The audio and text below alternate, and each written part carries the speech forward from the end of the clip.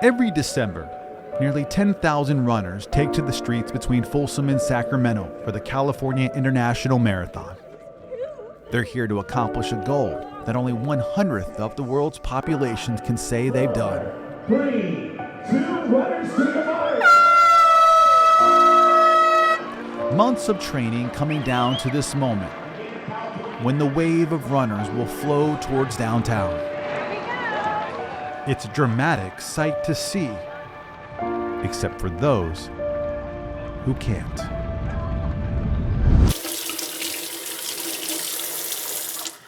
Alexa, what's the time? The time is 6:08 a.m. Okay. Usually I'm up earlier. Unlike most people, Roger Oberholzer enjoys starting his day before the sun comes up. So, okay, I'm gonna get then my shoes on and grab my bagel.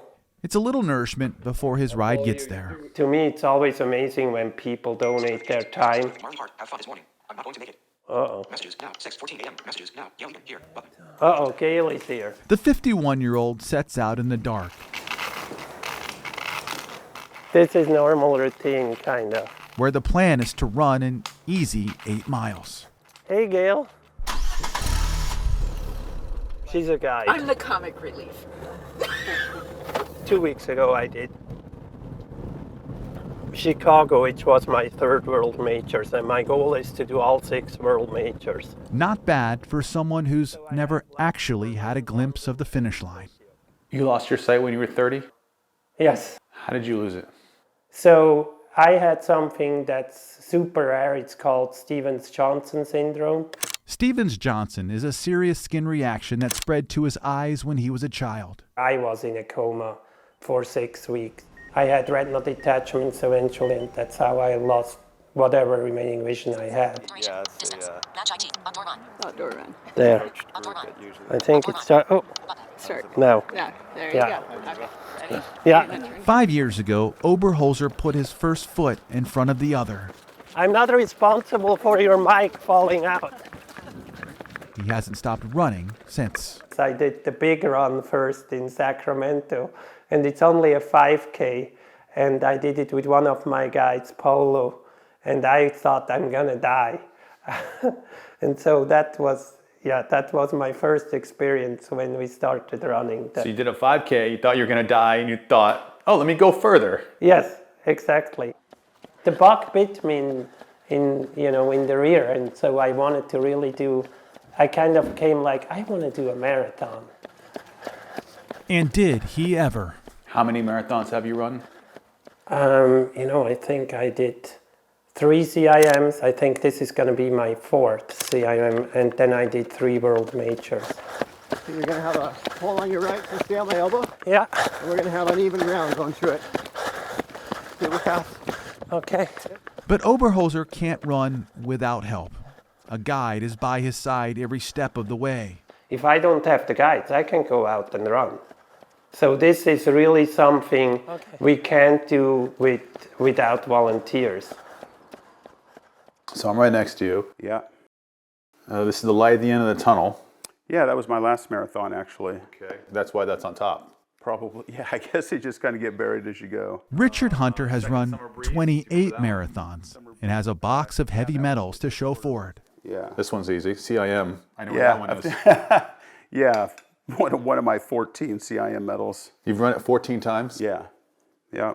You crazy? Yeah, a little bit crazy. Not only is Hunter a blind marathoner, but he created United in Stride, an organization which teaches and pairs up guides to visually impaired runners. So you'll be holding the tether, we're going to be running, and then as we're approaching a bridge, you're going to say 3, 2, 1, step. Okay. So you're going to give me a countdown like that. Even journalists, without any guiding experience at all. We're going to turn left in 3, 2, 1. Now turn left. We got a bump coming up in 3, 2, 1, step. Perfect. Train tracks, 3, 2, step, step, step. Perfect. Up the hill here. One of the nice things about building a community of visually impaired people that enjoy the same things is there's always a way that we can support one another.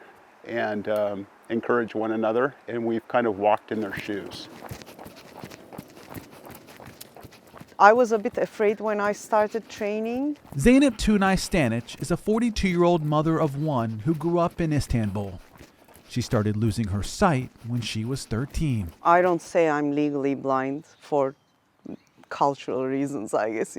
I'm not. But are you? I am legally blind. My doctor told me that I should just get used to saying I'm legally blind.